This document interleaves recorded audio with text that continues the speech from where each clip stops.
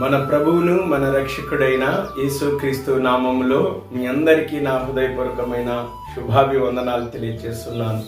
దేవుడు మిమ్మును మీ కుటుంబాలను దీవించి ఆశీర్వదించునుగాక. ఆమేన్. సత్యం హెవెన్ మినిస్ట్రీ ద్వారా ఈ దినము మన అంశము ప్రత్యక్ష గుడారం. మనము పార్ట్ 4గా ఈ దినము ఈ ప్రత్యక్ష గుడారాన్ని గురించి వినబోచున్నాం. ప్రియ దేవుని ప్రజలారా, ప్రత్యక్ష గుడారాన్ని దేవుడు 3 భాగాలుగా విభజన చేశాడు. అంటే 3 భాగాలుగా ఆ మందిరం అంతా నిర్మాణం చేయాలి. మొదటిది ఆవరణ, రెండోది పరిశుద్ధమైన స్థలం, మూడోది అతి పరిశుద్ధమైన స్థలం. ఈ ఆవరణలో ఏముండాలా అనేది దేవుడు నియమిస్తూ వచ్చినాడు. ప్రియ దేవుని ప్రజలారా, మనం చూసుకున్న ద్వారము, ఆవరణలో లోపలికి వెళ్ళడానికి ద్వారము చాలా ప్రాముఖ్యమైనది. ఎందుకంటే లోపలికి వెళ్ళాలంటే ద్వారం ఉండాలి. ఆ ద్వారమే యేసుక్రీస్తు ప్రభువు అని మనము గత వీడియోలో మనము ఈ యొక్క సందేశాన్ని, ద్వారాన్ని గురించి మనం విన్నాం. ఈరోజు ఆవరణలో ద్వారము దాటానే, ఆ ప్రత్యక్ష గుడారము ద్వారం లోపలికి వెళ్తానే బలిపీఠం ఉంటుంది. మనం చూస్తున్న ఆ బలిపీఠము, ఆ బలిపీఠాన్ని దేవుడు ఆవరణలో పెట్టమని చెప్పాడు. ప్రియ దేవుని ప్రజలారా, ఈ బలిపీఠాన్ని ప్రవక్త అయిన యెషయా ఎక్కడ చూసినాడంటే, దర్శనంలో ఆత్మవశుడై పరలోకములో ఆ బలిపీఠాన్ని చూశాడు. యెషయా గ్రంథము 6వ అధ్యాయము 6వ వచనములో అత్యున్నతమైన సింహాసనం మీద దేవుడు ఆసీనుడై ఉన్నాడు.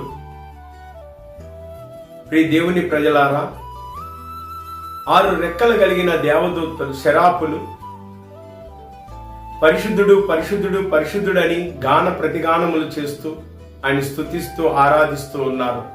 2 రెక్కలతో కళ్ళను కప్పుకుంటూ, 2 రెక్కలతో తమ శరీరములను కప్పుకుంటూ, 2 రెక్కలతో ఆ మహిమ కలిగిన తేజస్సు దగ్గర నిలవలేక పరిశుద్ధుడు పరిశుద్ధుడు అని దేవుణ్ణి ఆరాధిస్తున్నాయి.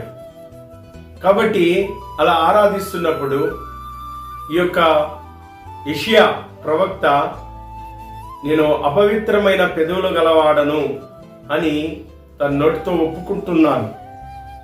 ప్రియ దేవుని ప్రజలారా, అప్పుడు శరాపుల్లో ఒకడు వచ్చి ఆ బలిపీఠం పైన ఉన్న నిప్పులను తీసి ఆయన పెదవులకు తగలగానే, నువ్వు పవిత్రుడు అయినావు అని సంబోధన చేస్తూ ఉంటుంది.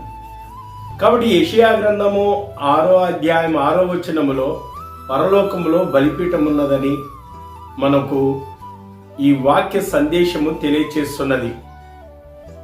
కాబట్టి ఈ భూమి మీద కూడా దేవుడు ప్రవక్త అయిన మోషేతో సీనాయి పర్వతం మీద మాట్లాడుతూ, ఇదిగో ప్రత్యక్ష గుడారము ఆవరణలో బలిపీఠాన్ని పెట్టాలి. బలిపీఠమును ఎందుకు పెట్టమన్నాడు? బలిపీఠం మీద బలులు అర్పిస్తూ వచ్చినారు. హేబెలు దేవునికి గొర్రెను అర్పిస్తూ వచ్చినాడు. అలాగనే నోవాహు జల ప్రళయము తర్వాత బలిపీఠమును కట్టి దేవునికి గొర్రెను బలిగా అర్పిస్తూ వచ్చినాడు. అబ్రహాము కూడా బలిపీఠాన్ని కట్టి దేవునికి దహన బలిగా అర్పిస్తూ వచ్చినాడు. ఇలా బలిపీఠాలు కట్టి అర్పిస్తూ వచ్చినారు. అయితే దేవుడు ధర్మశాస్త్రములో మోషే ద్వారా బలిపీఠాన్ని కట్టాలా. ఎందుకు బలిపీఠాన్ని కట్టాలా అంటే, ఇశ్రాయేలీయుల యొక్క పాపము, వారి దోషములు, వారి అతిక్రమములు, వారి మీద ఉన్న కీడు, శాపము తొలగిపోవడానికి ఇశ్రాయేలీయులు పాప పరిహార్థ బలిగా గొర్రెను ఇవ్వాలి, అర్పణగా ఇవ్వాలి. అర్పించాలా. ఎవరు అర్పించాలి? యాజకుడు అర్పించాలా. కాబట్టి ఆ ద్వారములో నుంచే ఆ గొర్రెను తీసుకెళ్ళాలి. సర్వ మానవాళి పాపములకు యేసుక్రీస్తు బలియాగమైనాడు. ఆ బలిపీఠము ఎవరిని సూచిస్తుందంటే ప్రభువైన యేసుక్రీస్తుని సూచిస్తుంది. ఈ దేవుని ప్రజలారా, కాబట్టి బలిపీఠం మీద, ఆ బలిపీఠం పైన వధింపబడిన గొర్రెను పాప పరిహార్థ బలిగా రక్తము చిందించాల ఆ బలిపీఠము దగ్గర. కాబట్టి ప్రియ దేవుని ప్రజలారా, బలిపీఠము దేవుని సూచిస్తుంది. అది ఎలా దేవుడు ఆ బలిపీఠాన్ని చేయమన్నాడు చూద్దాం. నిర్గమాకాండము 27వ అధ్యాయము 1వ వచనం. మరియు 5 మూరల పొడవు 5 మూరల వెడల్పు గల బలిపీఠమును తుమ్మకర్రతో నువ్వు చేయవలెను. ఆ బలిపీఠాన్ని దేంతో చేయాలంటే తుమ్మకర్రతో చేయమన్నాడు. దాని ఎత్తు 3 మూరలు, దాని 4 మూలలు దాని కొమ్ములను చేయవలెను. దాని కొమ్ములు దానితో ఏకాండముగా చేయవలెను. దాని ఇత్తడి రేకు పొదిగింపవలెను. కాబట్టి ఇత్తడి రేకును పొదిగించమన్నాడు. తుమ్మకర్రతో ఒక బలిపీఠాన్ని చేసి ఆ తుమ్మకర్రకు ఇత్తడి రేకుతో పొదిగించమన్నాడు. ప్రియ దేవుని ప్రజలారా, దానికి 4 కొమ్ములను పెట్టమన్నాడు. ఇదిగో మనం చూస్తున్న ఆ బలిపీఠము దానికి 4 కొమ్ములుగా ఉన్నాయి. 4 దిక్కులను సూచిస్తున్నది. తూర్పు, పడమర, ఉత్తరం, దక్షిణ 4 దిక్కులు సూచిస్తున్నది. ప్రియ దేవుని ప్రజలారా, ఈ 4 సంకేతం ఏంటంటే 4 సువార్తలు చూపిస్తున్నది. 4 సువార్తల్లో యేసు సర్వ మానవాళి పాపముల కొరకై బలియాగమయ్యాడని, రక్తము చిందించి ప్రాణం పెట్టాడని మనకు ఆ 4 సువార్తలు 4 దిక్కులకు మనకు సూచిస్తున్నది. ఈ సర్వలోకానికి, సర్వ సృష్టికి తూర్పు, పడమర, ఉత్తరం, దక్షిణం 4 దిక్కుల్లో ఉన్న సర్వ మానవాళికి ఇదిగో సర్వ మానవాళి పాపముల కొరకై రక్తాన్ని చిందించి ప్రాణం పెట్టి యజ్ఞముగా బలియా అయిన యేసుక్రీస్తు ఇదిగో ఆయన సూచిస్తున్నది.